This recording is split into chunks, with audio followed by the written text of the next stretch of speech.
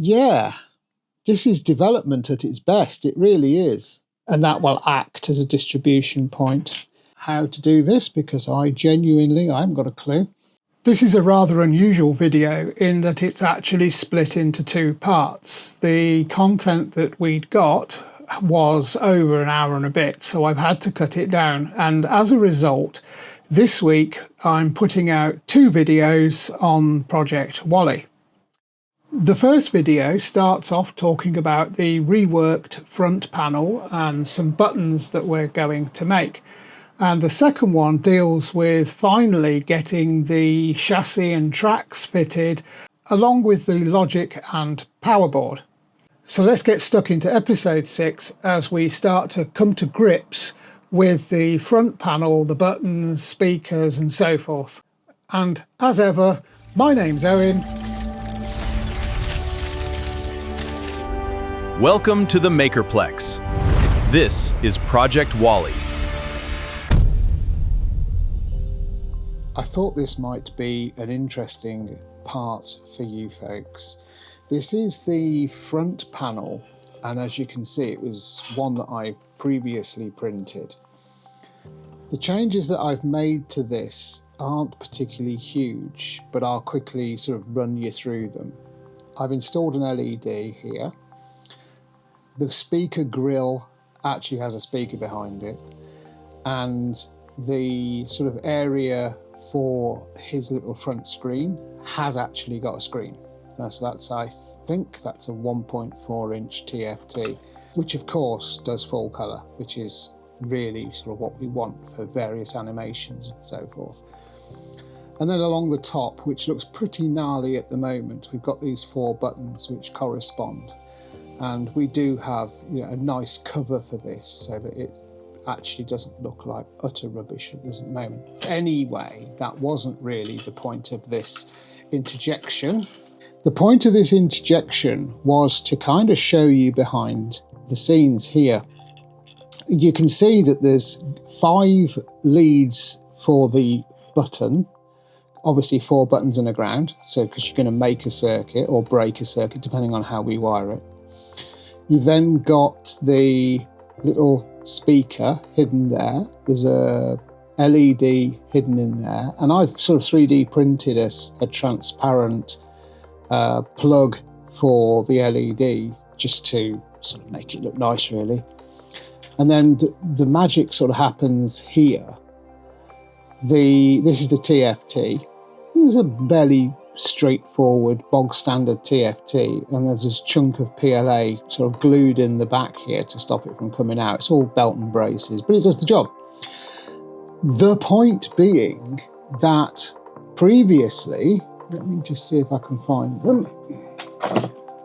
Originally I had this 10 wire cable split into these 2 plugs, and I kind of feel like that's a bit overkill. So what I've done is I've obtained some straight ribbon wire connectors. Focus, focus, focus, there we go. And that will then go into some header pins on the logic board.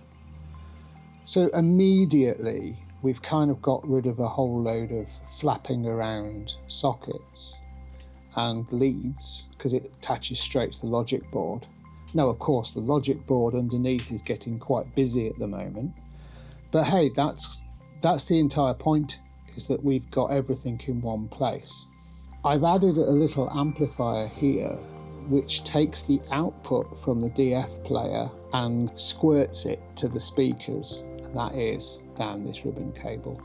I'm going to go ahead and do that, but I thought you might find it interesting how we've sort of changed the approach in this model to look more towards how can we reduce wiring, and this was one of the ways. Let me just put the camera on a little baby tripod, he says, trying to retain a degree of professionalism while doing it. In order to attach the ribbon cable plug to the ribbon cable, we use this sort of medieval device, and all it does is it takes both sides of the plug and just sort of clamps it together. Then you just cut off what's left. Very cleverly inside these plugs, they're distributed in a kind of odd even fashion, so you can get all 10 done straight away. But I digress as usual. Let's just bung that in there, and literally all we're going to do is just press down like that and release, and that's our ribbon cable done. Now that's so much easier than 2 hours worth of soldering. All that remains to do is to plug it into the header pins, which will be soldered into the logic board, and then the wires taken to the ESP32 or to wherever it needs to go, out of sight. And that's it. I'll trim these ends up, and usually a good idea to leave a little bit. So we'll just kind of do that much. There we go. There we are. So that's the ribbon cable done. Not a lot of effort required, to be honest, for a really neat finish. And we can put that away, knowing now that we're safe to start soldering this header. I'm thinking it might be cool, and I apologise for the severe squirrel moment here, but I'm thinking it might be cool to have these buttons illuminated when they're turned on. Now I've got to use momentary buttons, so that's on off, because all they do essentially is trigger a pulse to the brain, and the brain does something. But we've got these lovely little buttons, and I'm thinking if I was to take the CAD model and insert an 0805 SMD LED into them, I could have them illuminated when turned on, because there really is no way of knowing if those buttons are on or off. I'm thinking A, as a technical exercise, and B, as a nicety, because I can take that concept into the larger Wally, and of course it'd be a lot easier. So there were a couple of challenges that I have figured out to overcome. One was, how do you get the wires in? B, how do you essentially fit it all together? I've got some ideas, and as I say, the CAD model here is showing roughly where I'm going with this. But we'll give it a go, and it's all part of development really. If I get it completely and utterly wrong, well, at least I know what not to do next time. But I think it's worth having a go, even though it's a bit of a move away from the let's get Wally built and back up again routine. I just think that it would be nice to have something done like that. I mean, to be fair, I've got to redo this part anyway, which goes onto the top of the front plate, and I need to redo this front plate anyway because it desperately needs reworking. I think that's worth definitely investigating, whether we can develop a little LED that lights up. Never know, might catch on. Been working on the face piece. I discussed a little earlier about what I was going to do to sort of fix it up, and I have made the piece that now fits over the top, so that slots onto there, and then there's going to be illuminated buttons on there. I think that looks quite cool, and you can see it covers up the top of the speaker, which I haven't changed, but in order to get the TFT in, I've had to chop away a bit of the top of the chassis there. So this section, you can just about see that it's divided into kind of two halves, and I've done it in CAD so that everything's falling apart.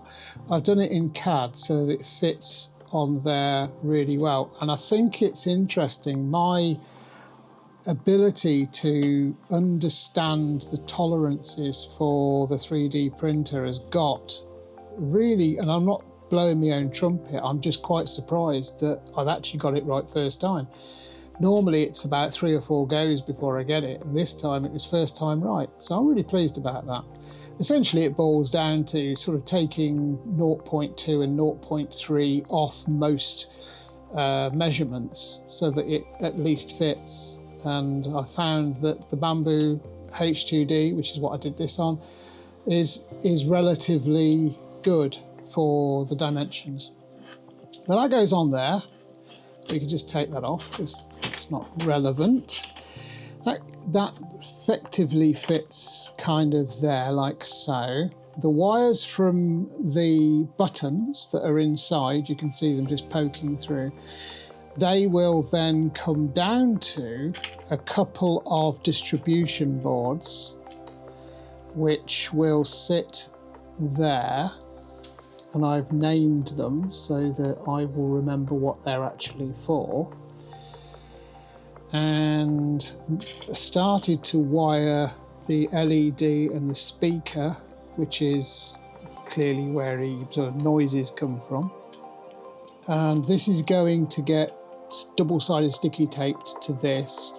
I've made a little indent in this piece here, which goes across above the TFT, just essentially to carry the little breakout board there. And I find these breakout boards are brilliant. I love them to bits because it just helps me to make things neater. I fear that if I've got a module rather than a bunch of wires just being soldered directly in, you can kind of make more sense of it, and especially when you come to want to change things, you can whip it apart quite quickly.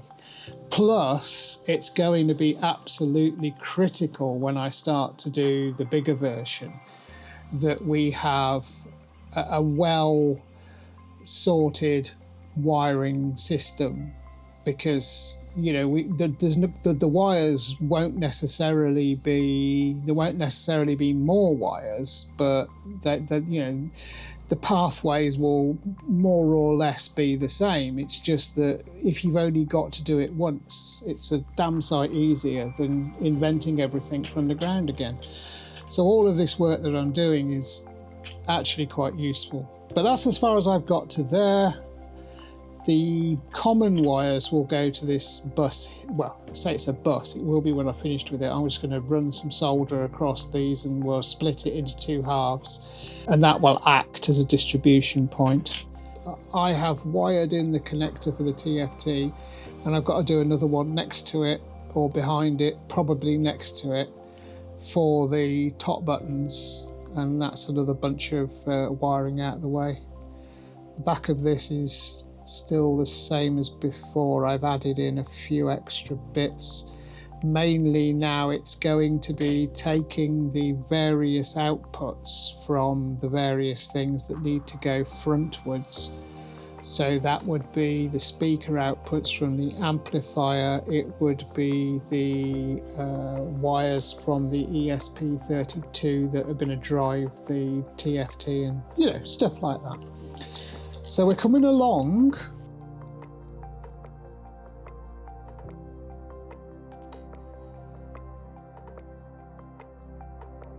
Well, that was a minute.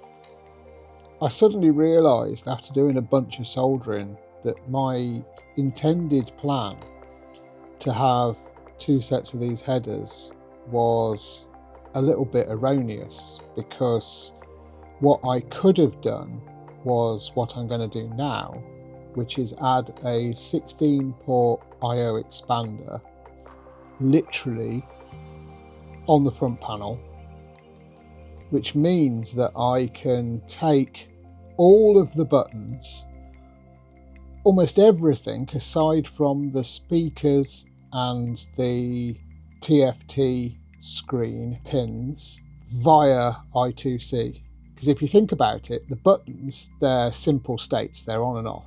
The LEDs inside the buttons, simple states, on and off. This LED here, on and off. The backlit, on and off. So they're not really things that require direct access to a GPIO. So I'm thinking, why don't I just pop them all onto one of these 16 port expanders? Then if I ever want to add anything else to the front end, we're away. So that's what I'm going to do. I'm going to rewire this so that we've got one set of headers here. That header takes 2 wires for the I²C.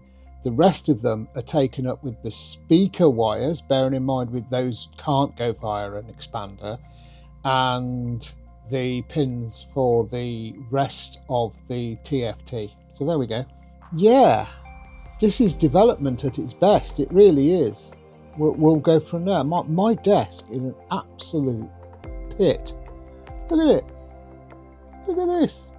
It's just tools and wires and crap everywhere. Oh, and of course, a cup of coffee. Morning. Tell you what, keep changing things. I will eventually settle on something and actually make some reasonable progress. Right, let's crack on.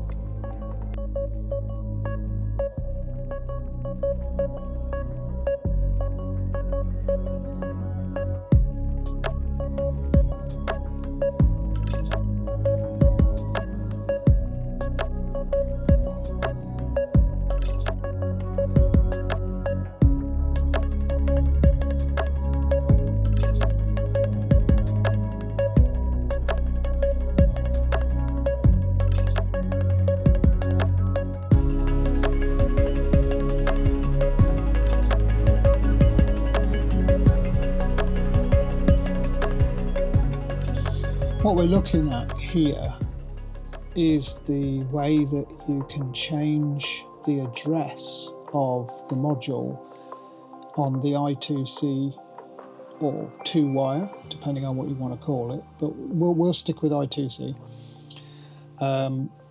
You can change the address on the I²C network. Every module has to have a different address, and generally speaking they're I think it's an octal address. In any case, it's hex, and there aren't that many addresses, but there's enough for for me, for what I need to do.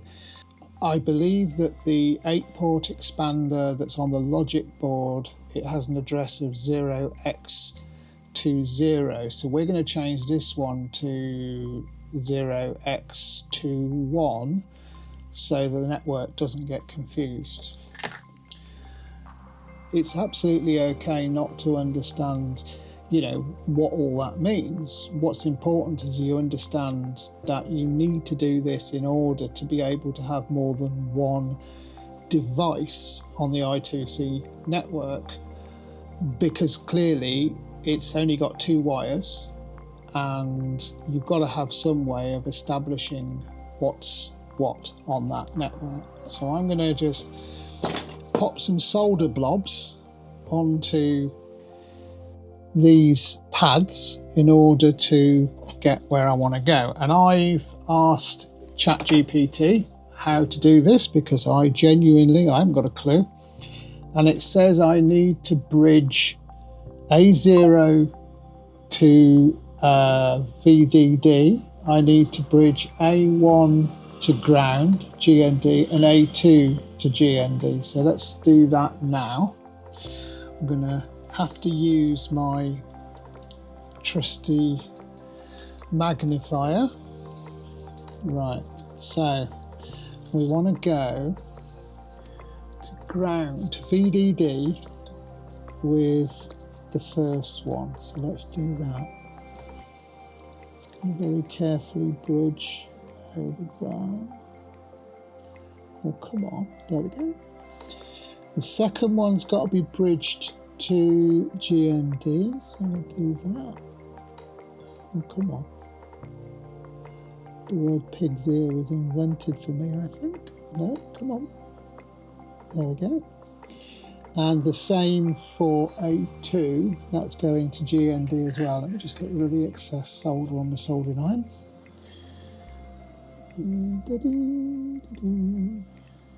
And then we just bridge that with a blob. There we are. Cool. That's that done. This should now have the address of 0x21, which means that it's now unique on the network. You can see that there. Very simple thing to do, but absolutely necessary if you're putting more than one I²C module on the network. Always, always check this. The other thing you've got to do, and it genuinely is non-negotiable, is to ensure that there's no connectivity between these two pads. So I'm going to just check with my multimeter to make sure that there's no connectivity between the two that I've linked together and the one that isn't. And the reason for that is actually because they're so small that it would be dead easy to get a short on the pads, because it's, you know, they're not the biggest things, because there is a tiny little blob of solder on that pad, but there's no connectivity between the pads. Everything works good. So we've established that my soldering was not subpar, and we can continue. This is a 330 ohm resistor. People will be familiar with its conventional size and shape. So far so good. However, when we're running out of space, we need slightly more drastic solutions. So this is also a 330 ohm resistor. The difference is quite clear when you look at them side by side. Yeah, that's quite a big difference. And you might be asking yourself, so what? Well, the thing is that each LED in the project needs a resistor. What we have here is a small breakout board. Again, if you've watched my channel for any period of time, you know I'm really fond of these. And this resistor simply pops into place on that board. Let me pop the zoom lens on, then you can see what I'm talking about. Here we go.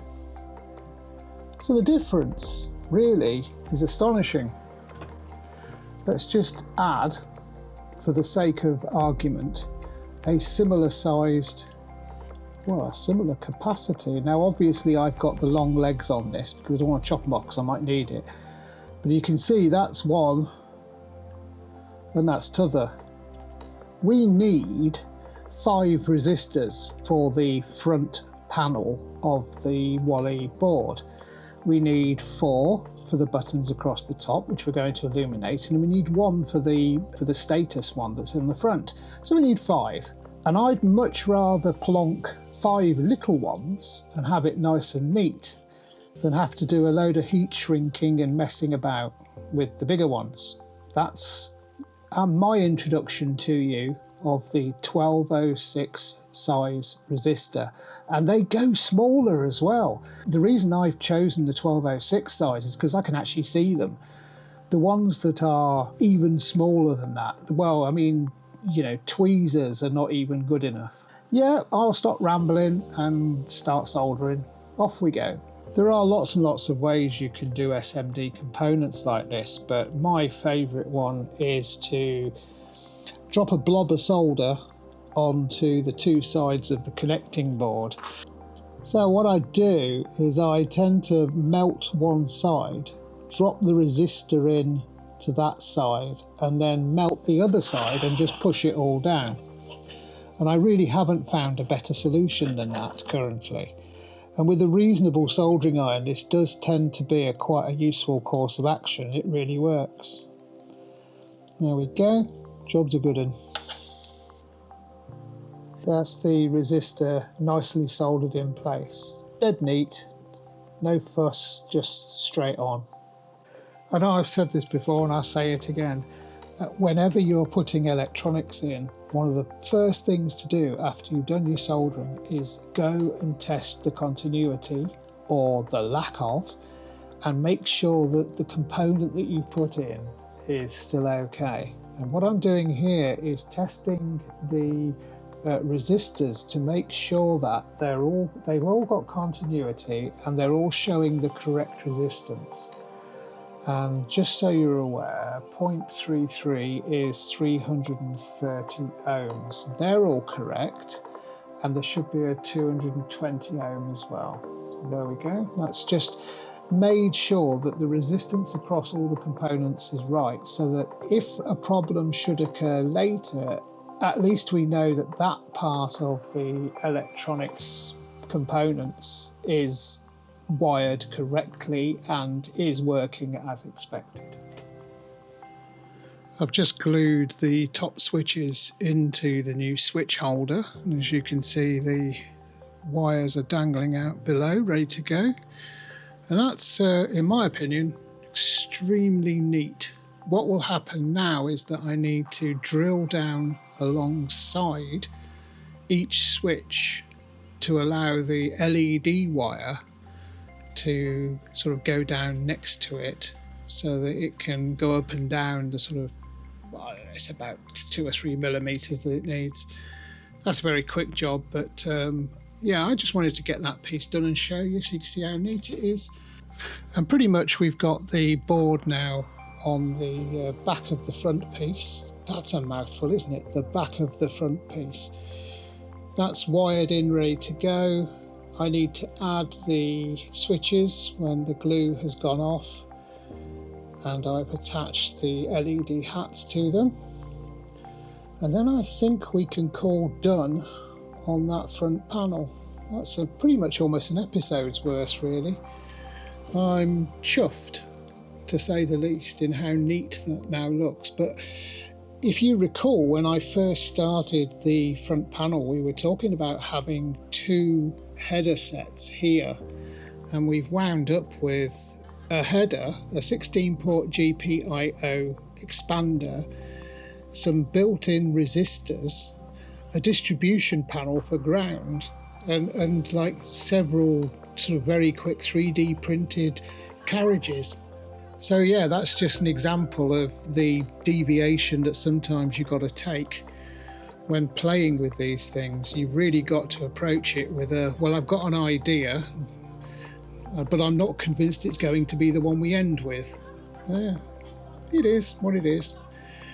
That's what development is. All good, clean fun.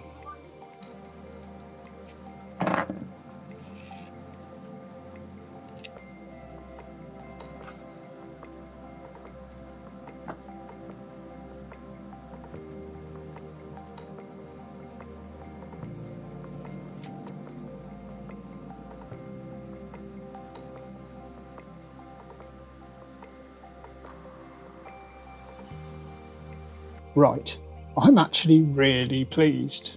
Let me explain the concept. The buttons on Wally's front will look like this. We've looked at these before. And there is a plastic part that gets pushed down. So far so good. You'll notice that there is an LED in the middle. That's on a wire that comes out underneath. Now, to go on top of these LEDs are the actual buttons themselves. What I've done is I've printed them so that the exterior is the silver, but the interior is a clear, translucent PLA. Now, the theory is that each one of those being a different colour, they will light up with a little band under the top. And then when the function is running, we can have them flashing. So I just think, yeah, okay, so it's maybe not necessarily on the Wally law stuff, but hey, we all like cool lights and things, don't we? We're going to put this together. We're going to have some fun. Oh, I can't believe how well those have turned out. Mind you, I had to print them dead slow with a 0.2 nozzle. So in fairness, you know, what you're looking at there is an hour's worth of print just for those 4 tops. Right, I'm going to glue them together and then we'll run a bit of voltage down and just see if it all works. It's either going to work or not. We'll see. Right, I need to work out what colour they are, so I'll put the multimeter into diode mode and then we can just run a quick check. I'm just going to pop there, let's just have a look and see. So that's a red version, okay. Well, that's going to be stop, so I think we can just place that on there quite nicely. Right, let's just the tiniest bit of glue here, because I really don't want this to start. There we go, that's enough. And then drop that on top. There we go. That's gluing now. I think the top is ever so slightly wider. I think because it's such a small print, the PLA has expanded a bit more than I wanted, but never mind. It genuinely won't matter because the top section never actually goes beneath the lip, so you'll never notice. And as long as they all look the same, that's all that matters. We'll get on and do the others now. I think I'm going to use a yellow for the light, green for play, and blue for record. Yeah, right, let's get those made and then we can relax a little bit. Right, I'll be right back. Okay, let's get the last one in. It's relatively fiddly, there's a tiny little hole and I very much doubt you can see it, but there is a tiny little hole next to the button and I've just got to feed this sub-millimeter wire in here. I'm sure this is probably making for captivating YouTubing. Man feeds wire into holes. There we go. And then we turn it around so it's the right way round.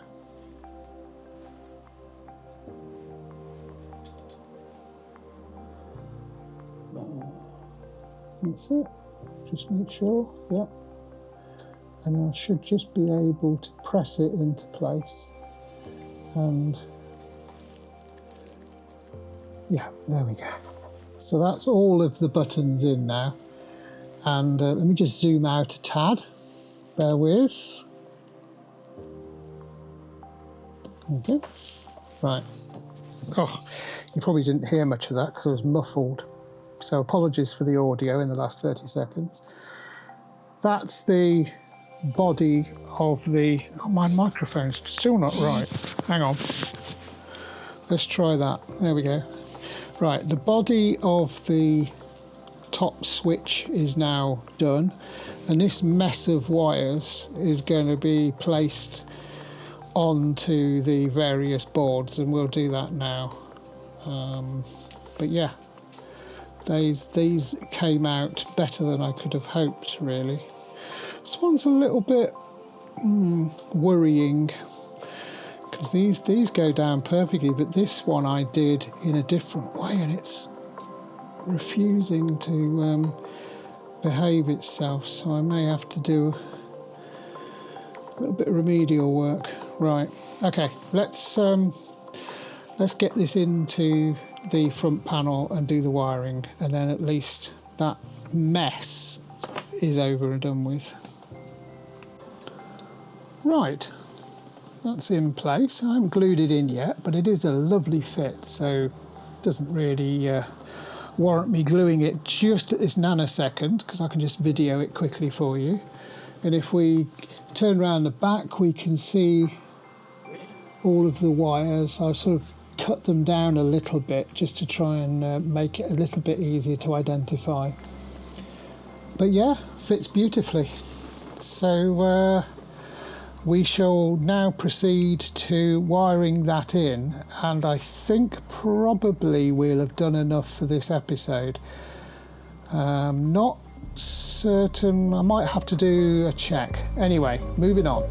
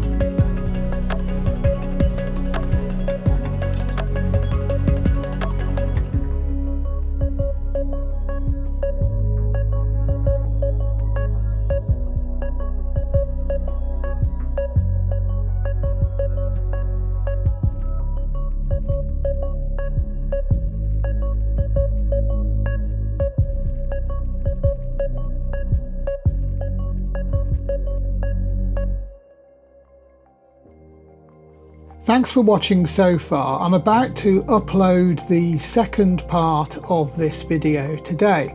So if you want to be notified when that actually goes live, can I encourage you just to, you know, do the thing, and yeah, I'll see you in the next video. Cheers.